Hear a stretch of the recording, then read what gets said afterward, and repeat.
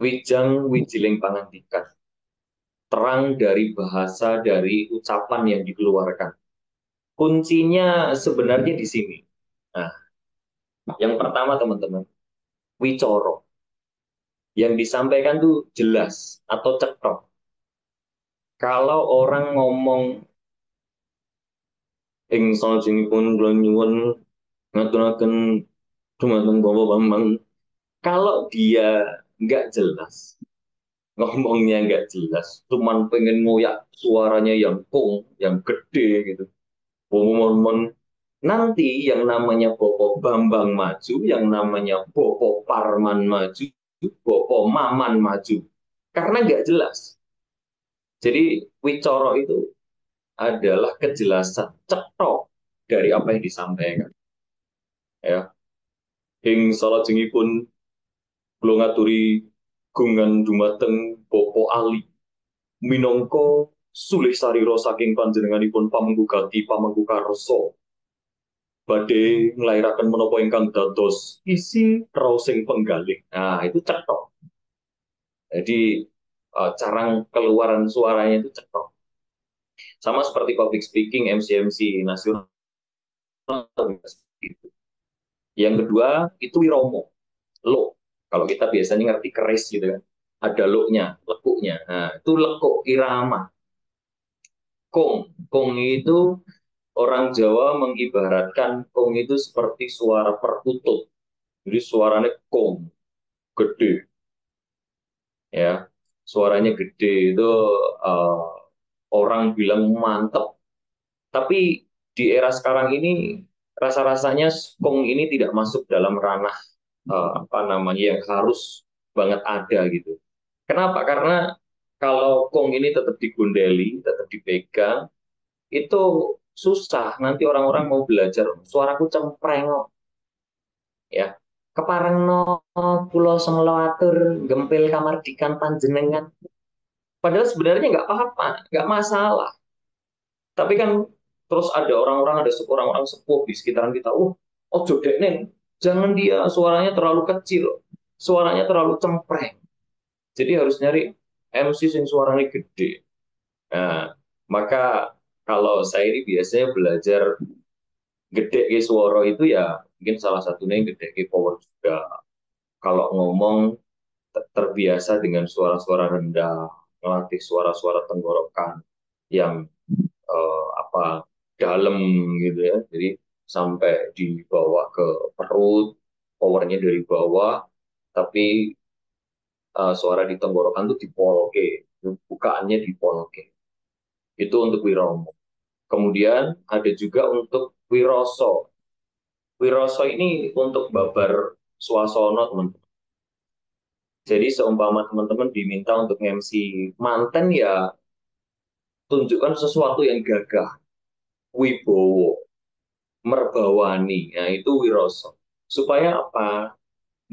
Bisa duduk manah. Jadi sing duwe gawe seneng, orang yang punya hajat seneng. Karena apa? MC-nya itu ngunggul-ngunggul yang punya gawe, mengorangkan tamu undangannya, seneng, interaktif, komunikatif. Nah, itu masuknya ke wiroso. Jadi ngeliat.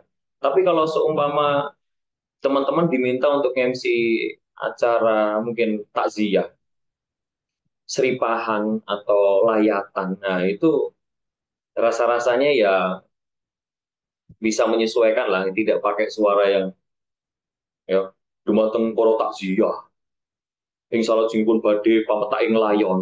Wah, itu kan kurang itu. Terlalu gagah kayak gitu kan malah orang yang ditinggalinya kan malah kurang. Kurang ngerasa. Ini gimana toh MC-nya kok malah gagah-gagah itu suaranya diantep-antep ya kan harusnya nggak gitu. Harusnya kan mendayu-dayunya lebih rendah ya. Itu wiroso. Jadi menyesuaikan acaranya. Kemudian yang keempat ada wirogo teman-teman. Wirogo ini mulai dari Ngadi Saliro, Ngadi Busono, dan Subosito. Ngadi Saliro itu lebih kepada memperias diri. Oke, boleh silahkan dilanjut, Kak. Nah, Wirogo saya tambahkan di sini, saya buka kulitnya di sini. Wirogo itu punya tiga hal yang termasuk di dalam Wirogo ini. Yang pertama ngadi saliro, yakni merias diri. Kalau seseorang merias diri terlalu mewah ketika ada acara adat itu juga nggak wangun, kurang pas rasa-rasanya, merok-merok. Ada yang cowok mungkin pakai beda, pakai lipstiknya terlalu minor. Ya walaupun sebenarnya ada kan di era sekarang ini orang pakai bedak, mungkin bedak-bedak bubuk tabur yang untuk cowok itu kan ada. Pakai mungkin sekedar biar glossy aja pakai lip gloss, aman lah kalau cowok ya. Tapi kalau sampai di apa namanya dipakai blush on sampai merah-merah itu rasa-rasanya kok kurang pas gitu ya. Jadi nek orang Jawa itu kalau nganti saliro yo sewajarnya begitu. Kemudian ngaji busana teman-teman. Ini adalah patrape rasukan luwes kalian cakre. Kalau yang cowok pakai belangkon solo ya solo. Kan biasanya kalau yang versinya Jogja kan agak agak lekuk ke bawah gitu. Mondolnya ya cekoknya mondol itu juga beda. Kalau yang solo juga beda. Terus kemudian pebeskapnya agemane rasuane itu mau pakai atela atau mau pakai beskap krow atau ewes bahasa yang sudah dipahami ewes atau baju dodot bupati dan lain sebagainya. Nah, teman-teman harus bisa menyesuaikan. Kita ini jangan sampai jadi orang yang boros juga. Karena apa? Kalau beli busana dandake ya, jahit ke busana Jawa itu ya mahal. Nggak usah beli yang kain mahal-mahal aja nanti jadinya mahal. Sekarang jari aja kalau teman-teman beli yang versinya tulis-tulis yang asli yang tulis ya, jari tulis itu setidaknya teman-teman juga harus minim 700.000 satu lembar. Kemudian apa namanya bikin beskap itu juga sekitar 400 ribuan.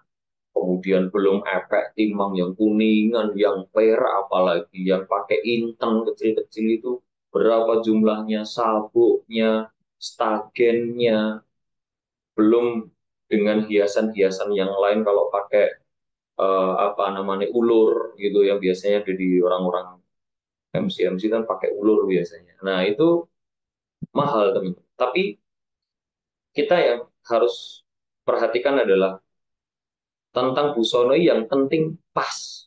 Yang penting itu tidak kedodoran, sesuai dengan suasananya, nggak harus mahal, nggak harus mahal.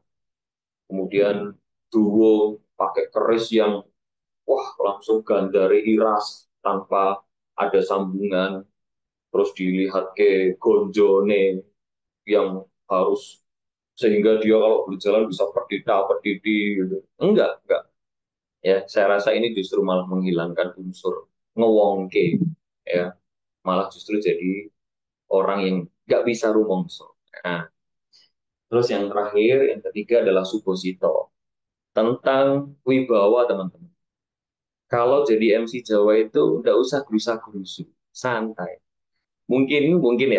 Saya termasuk yang menyampaikan kelas public speaking ini yang termasuk paling lama, ngomongnya lambat banget. Karena harus dibawakan dengan bahasa Jawa, teman-teman. Ya, jadi punya wibawa, tidak perlu gerusa-gerusu.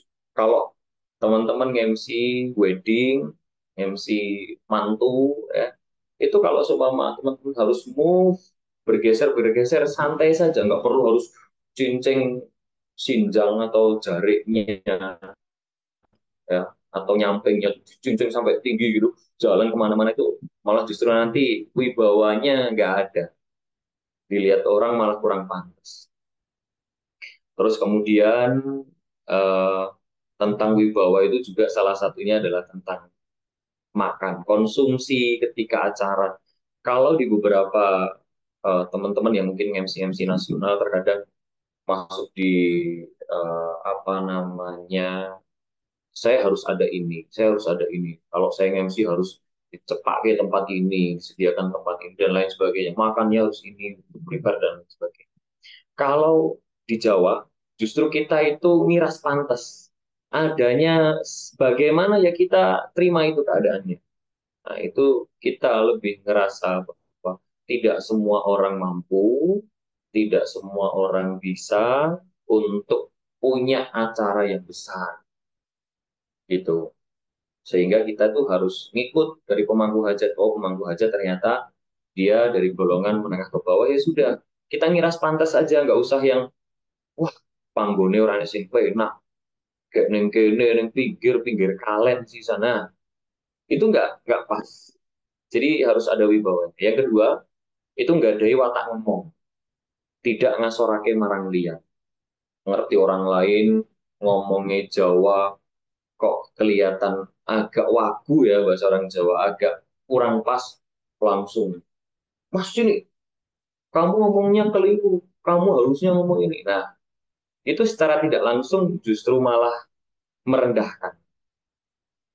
Biasanya orang-orang seperti ini itu malah dijauhi pastinya ya. Tapi kalau yang ngomong, Mas, di selesai acara ketemu saya ya.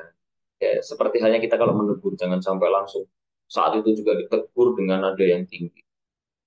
Begitu. Kemudian yang ketiga, nalar dan manah itu kedah jernih. Jangan sampai kita bawa masalah-masalah yang dari rumah, dari kantor, untuk dibawa ke tempat MC. Untuk ke tempat acara itu rasa-rasanya juga nggak bagus juga. Sabar, lan sakit bebat hawa. Tahan, ya. Kalaupun memang sudah tersedia makan, ya dimakan ketika memang waktunya sudah longgar. Kalau ada catering datang, kalau saya pribadi, ketika MC Jawa, kalau ada catering datang, Mas, saya nanti aja nih, tapi tolong tetap diiling-iling, saya nanti dijadikan satu paket aja, kalau memang masih ada. Kalau tidak juga nggak apa-apa. Oh ya Mas, nanti kami siapkan. Saya juga sampaikan ini ke teman-teman WO. Saya makannya nanti aja di terakhir. Yang penting acara jalan dulu. Saya rasa kalau bagi orang-orang atau teman-teman yang bekerja dengan hati, nggak masalah kalau belum makan itu bukan jadi masalah. Bahkan cuma snack aja.